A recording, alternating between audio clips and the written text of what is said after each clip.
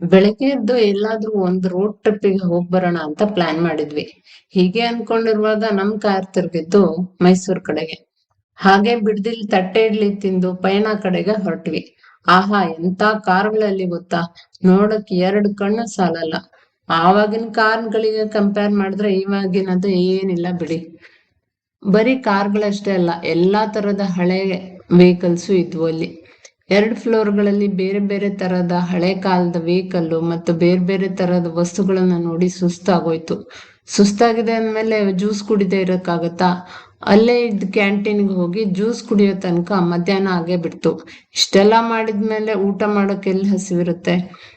ಹಾಗೆ ಸೋಮನಾಥ್ಪುರದ ಕಡೆ ಹೊರಟ್ವಿ. ತುಂಬಾ ಹಳೆ ದೇವಸ್ಥಾನ.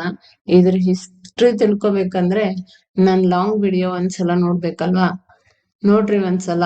ಹಳೆ ಹಳೆ ದೇವಸ್ಥಾನಗಳ ವಿಡಿಯೋ ಸುಮಾರು ಹಾಕಿದ್ದೀನಿ. ಎನಿವೆ, ವಿಷಯಕ್ ಬರೋಣ. ಸೋಮನಾಥ್ಪುರ ನೋಡ್ಕೊಂಡು ಅಲ್ಲೇ ಹತ್ತಿರದಲ್ಲಿರುವ ಹೋಟೆಲ್ ಊಟ ಮಾಡ್ಕೊಂಡು ಬಂದ್ವಿ. ಅಲ್ಲಿ ತನಕ 4 ಗಂಟೆ ಆಗಿತ್ತು. ಮಳೆ ಬೇರೆ ಬರೋ ತರ ಇತ್ತು. ಇನ್ನೇನಪ್ಪ ಮಾಡೋದು ಅಂತ ಅಲ್ಲೇ ಇರುವ ಆತ್ಮಲಿಂಗ ದೇವಸ್ಥಾನಕ್ಕೆ ಹೋದ್ವಿ. ಇದು ಹೊಸ ದೇವಸ್ಥಾನ ಆದ್ರೂನು ತುಂಬಾ ಕೂಲ್ ಆಗಿ ಕಾಮ್ ಆಗಿತ್ತು. ಸ್ವಲ್ಪ ಓಡಾಡ್ಕೊಂಡು ಬೆಂಗಳೂರು ಕಡೆಗೆ ಹೊರಟೇ ಬಿಟ್ವಿ. ಇದಾಗಿತ್ತು ನಮ್ಮ ರೋಡ್ ಟ್ರಿಪ್.